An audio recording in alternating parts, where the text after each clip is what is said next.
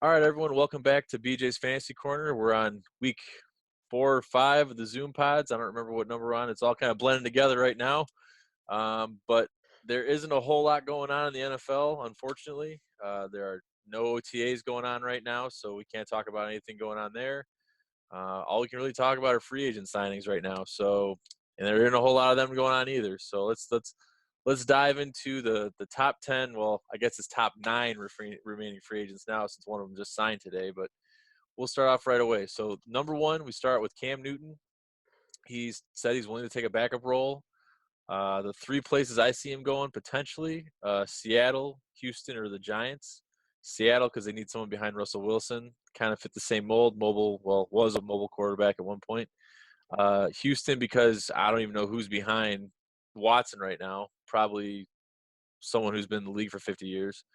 And then the Giants have Daniel Jones, and I don't know who their backup is now either. So, Jimmy, who do you think who's going to land Cam Newton? That's the big question. So kind of like you said with Seattle, I think Arizona possibly same kind of thing, mobile quarterback.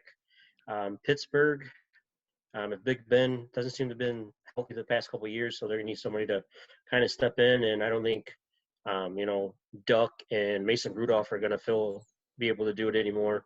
And then possibly Tennessee. I mean, maybe he comes in, and I don't remember how much Tannehill was guaranteed, but maybe he comes in and Tannehill's Tannehill. I mean, if he gets hurt or something like that. Yeah, I mean, I think it's like you said, it's gonna have to be a backup role somewhere. And the Giants have like 6 quarterbacks on the roster right now. Oh, Nobody good, but 6 of yeah, them. 6 of them. Just like the Bears have 15 tight ends. So I guess the big question with Cam Newton is how much is he going to get paid? I mean, Jameis took $1 million, and he threw 5,000 yards last year and 30 touchdowns. Cam didn't even play. So are we talking like, is he going to take the league minimum? Is he going to take, is he going to be a $5 million guy? What do you think he's going to be on the market-wise? Yeah, I mean, I think it's going to depend on when he signs. I mean, if he's not signing, he's going to be waiting for an injury. Then yeah, it's going to be something minimum. I think he might be looking at like an Andy Dalton, like a 1 or 2 year deal, 7 to 10 million, maybe half of it guaranteed. Because I think he still can play, but I mean, I don't think he's going to be getting anything upwards of 7, 8, 9 a year. No, for a backup, I mean, granted, he's a former MVP, so if there's anyone who could get it, it'd be him. But all right, let's move on to Jadeveon Clowney. He's shown flashes of being good, but it just hasn't been consistent. He's never been the guy anywhere he's gone. He's always had someone around him to make him look better, or at least take some of the load off of him. I think the Bears could use him. I mean, why not? I mean, he's a big guy. He's a good pass rusher. We'll try. Miami, they need some defensive help down there. They need help everywhere down there. I mean, they did pick up 13 guys in the draft, but still. And then Tampa Bay, I mean, their defense was okay last year. I mean, they gave a lot in the air. Their run defense is great, but maybe they just need that one extra pass rusher to put a little extra pressure on the quarterback every now and then. So what do you think, Jimmy? Where's Jadeveon Clowney going to go? Yeah, I mean, I think he's been good. I think he's still been a disappointment for a number 1 pick. I mean, really, the only highlight of his career is that game versus Michigan when he blew the running back's helmet off. I mean, and that was what, like 6 years ago? Yeah. Yeah, I mean, I think maybe going back to Seattle. I mean, they need him. They traded for him. I think he's starting to see that his market is drying up from what he wanted. Indy could definitely use an edge. And then just throwing Cleveland in there. They have some cap room. And, I mean, they don't really have anybody on the edge right now. Okay. Larry Warford was released by the Saints. He's a 3-time Pro Bowler. I don't think he's going to be on the market very long. I have the Chicago Bears as taking him at some point, but it looks like they've already screwed that up. So I think he's going to go down to Tampa Bay or New England. Tampa Bay is going to need all the help they can get to protect Tom Brady because, he's older. He's not going to be able to move around as much. So you got to keep him protected. And then New England, I mean, you got basically a rookie quarterback starting in there, and Stidham or Hoyer, whoever gets the starting job up there. So they're going to need to protect him as well. Where do you see him going? Houston, I mean, Watson is getting killed. They've been trying to fix that whole line for years. So, I mean, if you can plug in, like you said, a former Pro Bowler at right guard, because I think they have the Max Sharping from NIU is their starting left guard. So they have a hole at right guard.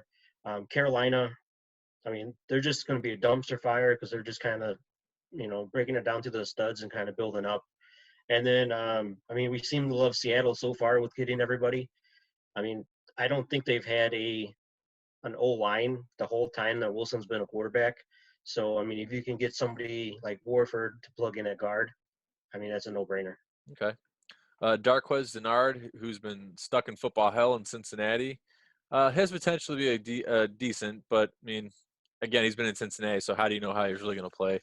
I could see him going to Denver, Oakland, or Philadelphia. I know Philly really needs help in the secondary, so I could definitely see him being helpful there. Where do you got him going, Jimmy? Um, so my first target is Tennessee. I mean, somebody on the list is Logan Ryan a little bit later. We're going to talk about. So I mean, they have a hole at corner that they could fill. Detroit. I mean, they have Okuda, and they just traded for a Trufant. I mean, I don't think Denard's going to be anything higher than a number 3. I mean, depending on what team he goes to. And I did have the Jets on here, but I mean, they've revamped that whole DB room, so I don't think that's going to be an option. Okay. Everson Griffin, an aging edge rusher who might have one more season in the tank. Again, Tampa Bay to me screams where they're going to send guys to try to make the defense a little more hellish down there. So I think he'll go to Tampa Bay, but potentially the Rams or even the Chargers could be a spot for him to go. Where do you see him going? Possibly back to Minnesota. I think he really overplayed his hand as well, like Cam did. I mean, he basically opted out of his final year of his contract. I think he was going to pay him like 10 to 12, thinking he was going to make money, and he's still on the market. Baltimore, I mean, it's kind of like you said with Tampa Bay. I mean, Baltimore just kind of screams, um, go there as a situational pass rusher, see if you can get a ring.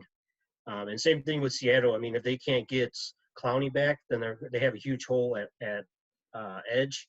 So I mean, even if he's mostly been hand in the dirt, but I think you can stand him up, kind of like they did with Jared Allen on the Bears, Yeah. and then it kind of fills a hole that they need. Okay. We have Logan Ryan. He's had some good years in Tennessee, and now it's time to see what he can do in a different system. I think Arizona, Philadelphia for me. Anyone in the secondary, Philadelphia was like one of the worst ranked teams in pass defense last year. So they need all the help they can get. So Philadelphia screams like take him as fast as you can, but also Indy because they're going to need some help back there too. Where do you see him going? Yeah, I really like Indy too. I mean, they lost Pierre this year. He went to the Jets, so they do have a hole, at least at a slot corner. Like you said previously, Tampa Bay. I mean, the offense seems to be set.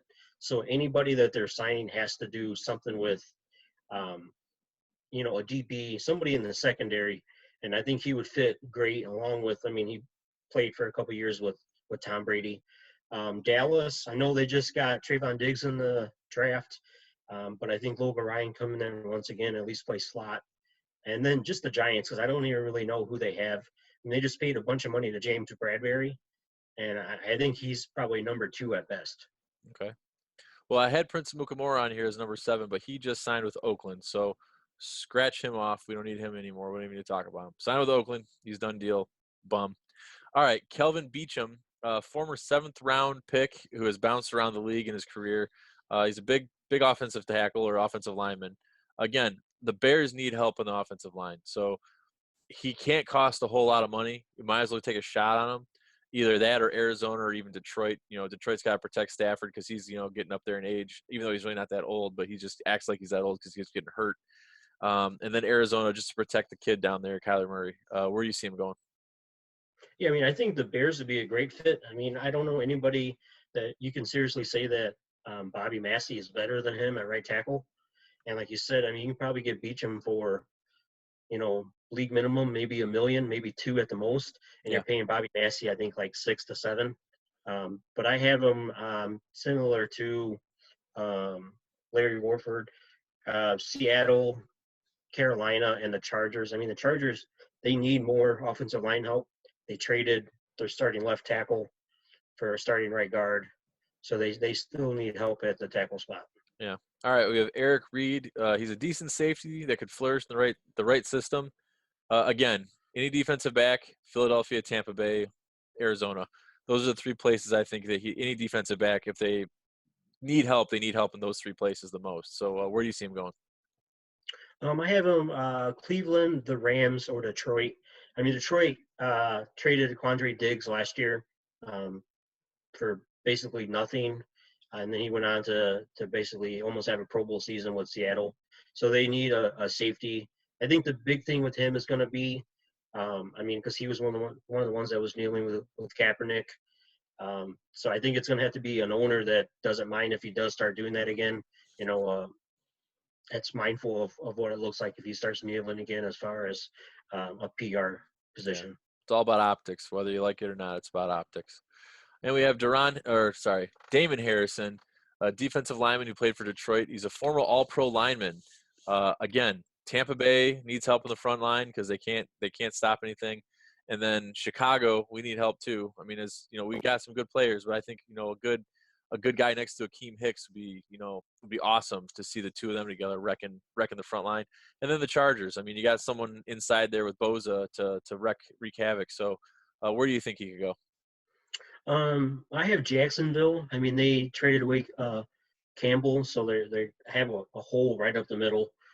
Houston, same kind of thing. DJ Reader left to sign with the Bengals on a big contract, and then just Arizona. I think if they can get somebody like Snacks to just plug up the middle, and then you can have Chandler Jones and Isaiah Simmons, the new weapon, just kind of run around and wreak havoc. Okay, that sounds good. All right, so we had the top 5 NFL games to watch, but Jimmy added some more. So we actually go to the top 9 NFL games to watch this coming season, if there is a season. It's a big if right now. So we start at number 1, Chiefs at Buccaneers. Tom Brady gets his shot at Mahomes in a New Jersey. So I think that'll be a good game. I mean, I think Mahomes will probably come out on top because, again, they're just the greatest show on natural grass or whatever you want to call it right now. So I don't see them losing to Tampa Bay in that one. Uh, Next, number 2, Chiefs Ravens. They play. Oh, and sorry, the Chiefs Buccaneers play on November 29th on CBS. Number 2 is the Chiefs at Ravens on September 28th on ESPN. Hands down, the two hottest quarterbacks in the game square off in the regular season. I mean, what's the score going to be? 100 to 100? I mean, what the hell? So, and then in the next one, we have the Chiefs at Saints. Will be on December 20th on CBS. Mahomes versus the greatest, one of the greatest quarterbacks to ever play, Drew Brees. That one might also be 100 to 100. Who knows? If Michael Thomas goes crazy, he might have 300 yards catching and 5 touchdowns. Number 4, Packers at Buccaneers. Tom Brady gets to put it to Rodgers in his place, or gets to put Rodgers in his place, and then we get to see Jordan Love play maybe. I doubt it, but who knows? And then number 5, we have the Cowboys at the Ravens. Will Dak get paid by then? And will Lamar rush for 200 yards? Who knows? I mean, that's a big what ifs. Jimmy, hit us with 6 through 9. What do you got? 69, nice. So I have week 1 is Tampa Bay at New Orleans. So you get your first look at TB12 in the Bucks. I right now, I mean, it's odd that I wouldn't say odd, but funny they already have odds for the game. When we don't even know what they're going to play. The Saints are 6.5-point favorites right now. I think it all depends on if Tampa Bay is listening to our podcast. If they get any of these free agents that we have them going for, then that defense is going to be, I wouldn't say scary, but it's not going to be the worst in the league. So they should be able to keep up with New Orleans and help Tampa Bay with that offense. Week number 7, I have Cleveland at Pittsburgh. So this will Yeah. be Myles Garrett first time playing against Pittsburgh since suspension. I mean, we all know since he hit Mason Rudolph with his helmet. I Unless something happens with Big Ben, I don't see Mason Rudolph seeing the field at all. I mean, maybe Myles Garrett hits Ben with a helmet, and we'll just, and we'll just keep the tradition going. Oh man. Number 8 on my list is Bears at Jacksonville. This is going to be December 27th. This is the Nick Foles revenge game. So I mean, I'm hoping he's still playing in Week 16. He's not on IR by now. Or somehow Mitch got a new brain and he beat him out and he's just cruising. And then just last, I have Bengals at Miami. So it's going to be number 1 QB Joe Burrow versus number 2 QB and Tua. If Tua plays, and who knows what's going to happen. Oh I yeah, mean, it might be. Yeah, it might be Fitz's show. Who knows? but who knows? I mean, honestly, if they drafted him that high and no medicals are coming back as weird or bad, then I don't see them not playing him.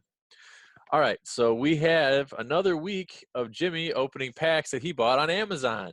Now, in honor of the pack he opened, well, the one of the packs he opened last week, I pulled out from the closet my Vikings Brett Favre jersey in honor of the rookie card he pulled.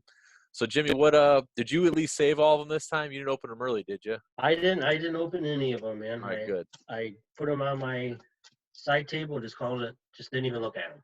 All All right, right, so this one we have a Fleer 91. This is a actual wax pack, so ooh, that's cool. is there gum in there? And no, I don't think they ever. I don't remember them putting gum in the football packs. I don't either, but All you right, never know. let's see. Oh, we got Rich Gannon for the Vikings. All right. Robert Blackman. I figured I would show the camera this time instead of having them down. We got Keith Jackson, Sean Jones, Steve Wallace, Dexter Manley, Oh, Brian Jordan. Oh, the Cardinal. Vaughn Johnson, Keith McKellar. Yeah, we'll just kind of shuffle through here. Oop, I see. Ooh, another dent. yeah, all right. They love my 85 Bears in these packs. Yeah, there it is. What is this one? Bruce Smith, Irresistible Force. What does that There you look go. like? There we go. And then Ron Hall. Ron. Ron, All Ron. right. 1990 NFL score. Not a wax pack.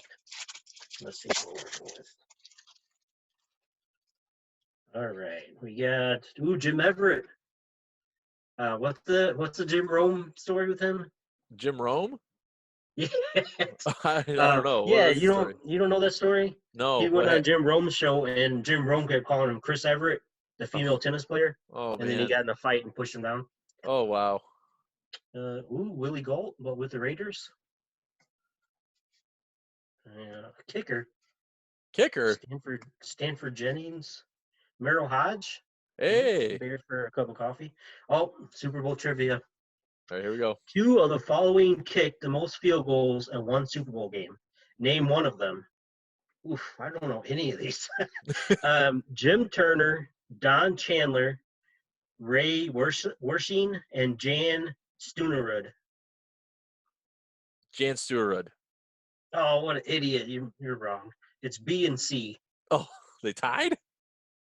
Yeah, I guess. I don't know. I said name only one of them. I didn't think it was a multiple answer question, but okay. Yeah, Tim McGee, Ken Harvey, Odessa Turner. That's a nice name. Ooh, Steve Atwater. Hey, there's Just made the that. Hall of Fame. He's from Chicago. I did not know that. Ooh, Charles Haley. Speaking of old BDN. Eugene. Kirk Loudermilk. Loudermilk? Yeah. Spell that. Is that Loudermilk? Yeah. Oh, wow. Loudermilk. Ooh, Hilge. Jay Hilgenberg. Hey. I didn't get him last time. Joe Nash. Simon Fletcher. That sounds like from a movie. All right, what do we got? We got 1990. Oh, yeah, for everybody watching, apparently there is a surplus of 90 and 91 cards because everything else, if you want to buy it, is expensive, like twice the amount for whatever. You get 7 packs of those years for like $8. What did you do with the Brett Favre? What did you do with the Brett Favre card? Is that in a little case or something or anything, or just in a stack? I put that on my bike spokes from when I ride around the Great. Let's see, Jerry Ball. Ooh, Mike Tomczak. Maybe we're gonna get the Bears offense this week. All right, let's get it. Bobby Bear. Blair Bush. Ooh, Packers. Sell that to Mike Smith. Collins, Keith Jackson again. Hassan Jones. Hugh Green. Mervin Fernandez. Mervin Pepper Johnson. Ooh. Jim Kelly. Hey, there's Jim Kelly. Not bad. Webster Slaughter. I always love that name. All right, 91. This is a boring week, I think. You're going to hit a hot one here. I think they realized they gave me a Brett Favre last week, so I got duds this week. You get on a heater right now. Simon Fletcher again. Hey, Todd Bowles. Hey, he's a coach. Well, he was a coach. Is he still with the Jets? No. No, I think he's the D coordinator in Tampa Bay Oh, with Arians. there you Brent, Ken Harvey again. Steve Tasker. go. Look at the Ooh, look mullet at on that that. guy. That is a card. Look at the hair. Keith Sims. Randall McDaniel. I think he's Hey, a Hall of Famer too. yeah, I loved Randall McDaniel. Carl Lee. James Oh, McCray. upside down. Drew Hill. Ooh, Dan McGuire. What a bum. And he's the brother of Mark McGuire, in case were curious. First round pick, and I think he only played like 3 games. Oh man. He's Mark McGuire's brother, really? Yeah. I did not This know is that. not as bad as Rick Meyer. Jake Reed.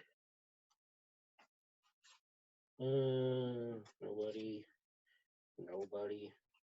And Hall of Fame welcomes the 5 millionth visitor. Teenager sets the milestone. Look at that. He got his own card. Yeah, what a nerd. All right. 91. Let's go here. Let's see what we're working with. Ooh, a hard pack open. Must be a good one.